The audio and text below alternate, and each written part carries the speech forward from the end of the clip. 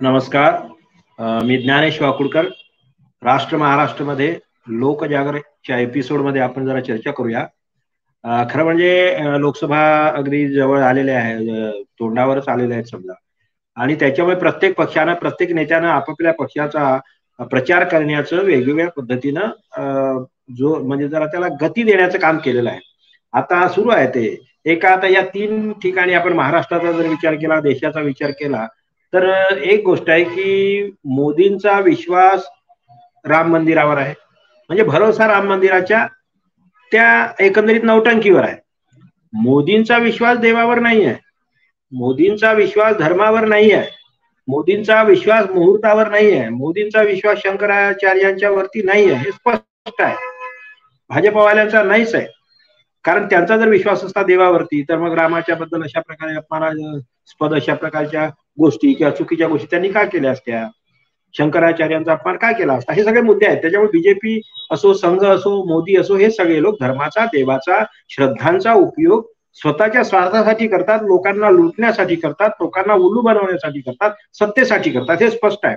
त्यामुळे खऱ्या अर्थानं देवावरती विश्वास ठेवणाऱ्यांच्या पेक्षा, देवाच्यावर टीका करणाऱ्यांच्या पेक्षा, देवावर विश्वास ठेवून देवाच्या सोबत धोकेबाजी करणं, हे काम भाजप आणि संघाचे लोक करतात आणि त्यांच्या परिवारातले लोक प्रामुख्याने करतात.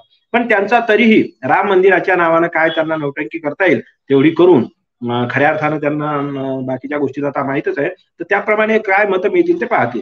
दुसरी महत्वाची गोष्ट अशी की राहुल गांधी पुन्हा हे दुसरे राष्ट्रीय नेते आहेत, वादच नाही.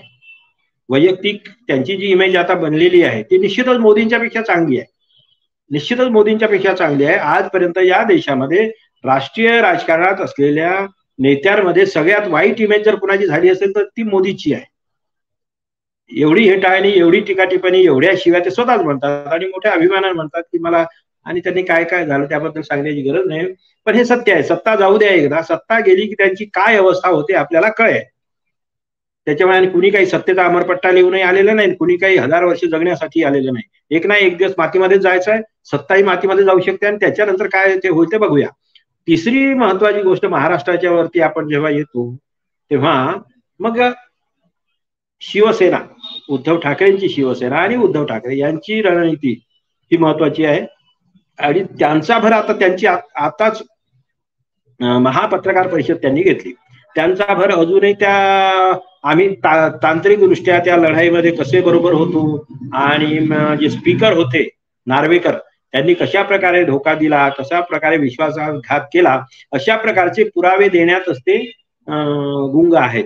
त्यांनी ते महापत्रकार परिषद म्हटलं, त्याला पण तो मेळावाच आहे किंवा काही लोकांच्या समोर ते त्यांना मांडायचं आहे. पण ते सगळं माहीत झालेलं आहे, त्यात काही फारसं नवीन नाही आहे. त्यांनी याच्यामध्ये उगीच वेळ दवडण्यापेक्षा, कारण हे लोकांना माहिती आहे, आणि जे लोक त्यांना मानायचे किंवा ज्या लोकांच्या बद्दल, जे बीजेपीच्या बद्दल तिटकार आहे किंवा जे विवेकी आहेत, ज्यांची अक्कल गहाण नाही, स्वतंत्र मताचे जे लोक आहेत, त्या सगळ्यांना हे माहिती आहे की उद्धव ठाकरेच्या संदर्भामध्ये गेम झालेला आहे, नार्वेकरांनी केलेला आहे, न्यायालयांनी सुद्धा ज्या काही कमी जास्त ते त्याच्यात घोळ मुद्दाम लूपहोल्स काही ठेवणं वगैरे वगैरे, अशा प्रकारे त्यांना संधी देणं, अशा प्रकारच्या अनेक गोष्टी झालेल्या आहेत. सिम्बॉल वगैरे फटाफट देऊन टाकणं, ते सगळं झालेलं आहे. त्याच्यामुळे जनतेच्या मनामध्ये उद्धव ठाकरे आणि शिवसेनेच्या बद्दल सहानुभूती निर्माण होण्याचं कारणच ते आहे. उद्धव ठाकरेंच्या बद्दल सहानुभूतीचं ते कारण आहे. त्याच्यामुळे आपण 3 गोष्टींचा जर विचार केला तर राहुल यांची पदयात्रा म्हणजे जनतेच्या प्रश्नाच्या संदर्भात कोण बोलतो याचा जर आपण विचार केला तर राहुल गांधीची पदयात्रा आहे, ठाकरेंची ती पत्रकार परिषद आहे, महापत्रकार परिषद, आणि मोदींचं राम मंदिर आहे. या तिन्हींच्या तुलनेमध्ये जर आपण विचार केला तर राहुल गांधींची पदयात्रा हीच फक्त जनतेच्या प्रश्नांना हात घालते. जनतेच्या प्रश्नांना हात घालण्याचं काम राहुल गांधी करत आहेत.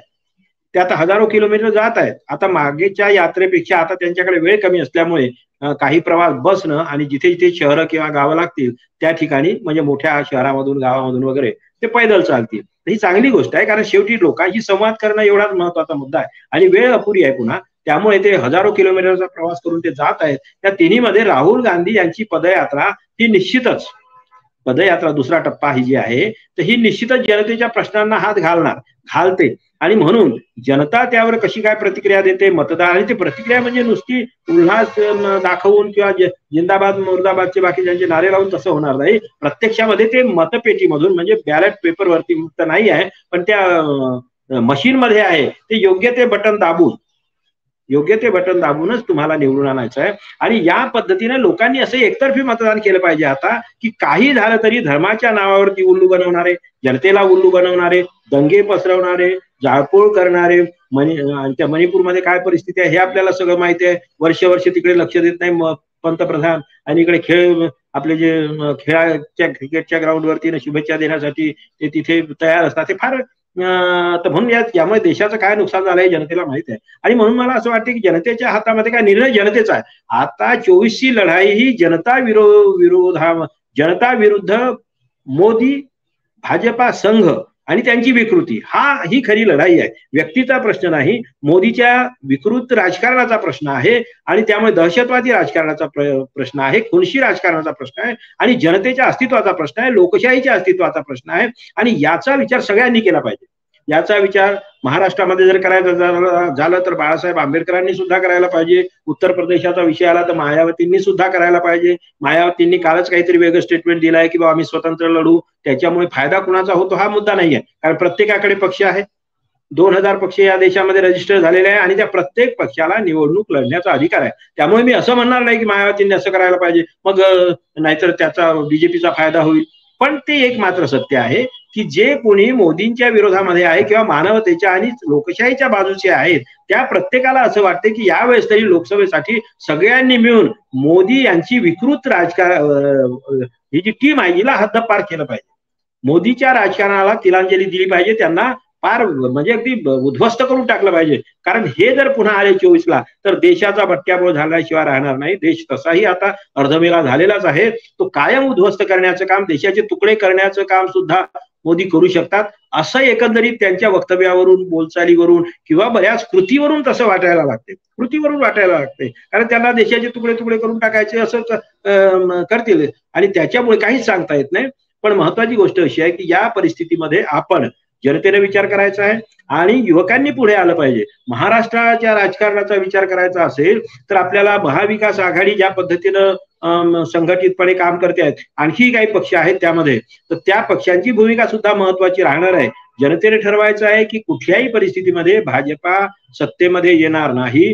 कुठल्याही परिस्थितीमध्ये हे जे घरफोडे लोक आहेत, अत्यंत विकृत, ज्या अजित पवारांच्या विरोधामध्ये पंतप्रधान स्वतः बोलले होते की 20,000 कोटीचा भ्रष्टाचार, तो आकडा 20,000 कोटी काहीतरी आहे, तर तेवढा मोठा भ्रष्टाचार म्हणून नाव जरी घेतलं नव्हतं तरी ज्या पद्धतीनं पंतप्रधानांनी मोदींनी ज्या पद्धतीनं अटॅक केला आणि त्याच्यानंतर लगेच अजित पवार आणि त्यांचा जो सगळा कळप, अजित पवारांचा अख्खा कळप बीजेपीच्या शरणागत गेला.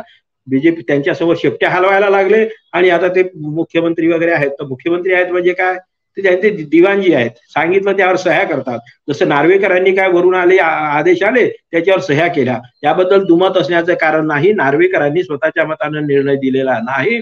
नार्वेकरांना काही ठीक आहे, त्यांना ते काय वाटण्याची परिस्थिती आताच्या राजकारणामध्ये राहिलेलीच नाही. एकट्या नार्वेकरांना दोष देण्यात अर्थ नाही आहे.